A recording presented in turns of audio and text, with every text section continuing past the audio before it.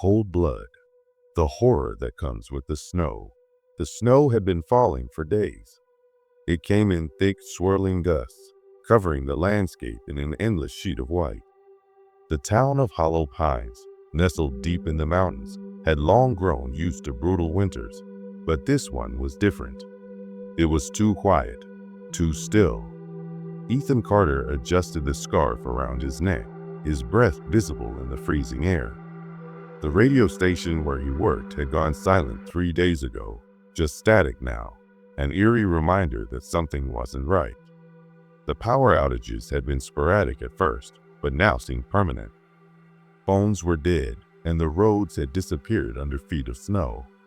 The town was cut off from the world. As he trudged down the main street, passing darkened shops and houses with shuttered windows, an uneasy feeling clawed at his chest. People had started vanishing. First, old Mr. Langley, who lived near the forest. Then the Patterson family, gone without a trace. No footprints leading away from their home, no signs of struggle. Just missing. He tried to shake off the fear. Maybe the storm had forced them to leave. Maybe they had found a way out before the roads were swallowed by the blizzard. But deep down, Ethan knew better. The snow wasn't just falling, it was hunting. The first night, by nightfall, the cold had become unbearable. The wind howled like a wounded animal, rattling against the boarded-up windows of Ethan's cabin on the outskirts of town. He threw another log into the fireplace, watching the flames flicker and dance. The warmth helped, but it did nothing to quiet the unease gnawing at him. Then he heard it, a whisper, soft just beyond the door. Ethan froze. He strained his ears, heart hammering. The wind carried sounds, he told himself. It played tricks on the mind. But then he heard it again, closer this time. A voice! Low, rasping, calling his name. He stumbled back, knocking over a chair.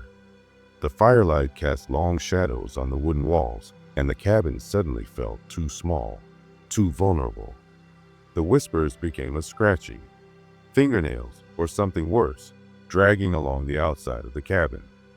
Then, silence. Ethan barely breathed. His fingers curled around the handle of a rusted axe near the fireplace. He waited, counting the seconds in his head. 1, 2, 3. A sharp knock at the door made his blood turn to ice. Ethan, let me in. The voice was familiar. It was his sister. The nightmare unfolds. Emily had died 2 years ago. A hiking accident in the very mountains surrounding Hollow Pines. Her body had been found frozen, half buried in the snow. Ethan had identified her himself. He had buried her. And yet, she stood outside his door, her voice muffled by the storm. Please, Ethan. I'm so cold. Tears burned his eyes as he gripped the axe tighter. This wasn't Emily. It couldn't be. He took a slow step toward the door. His shaking fingers hovered over the lock. Don't do it. His mind screamed. This isn't real. Another knock. More urgent. More desperate. Let me in, Ethan. It hurts. His vision blurred. His heart ached. He had failed to protect her once before. But no, this was a trick. Something was out there, using her voice. The winds outside stopped. The silence was worse than the noise. Then the door creaked on its own. Ethan staggered back as the door slowly swung open. The fire flickered wildly as the cold rushed in, and standing there, framed by the blizzard, was Emily, or what was left of her. Her skin was pale, lips cracked and blue. Her eyes were hollow, void of life.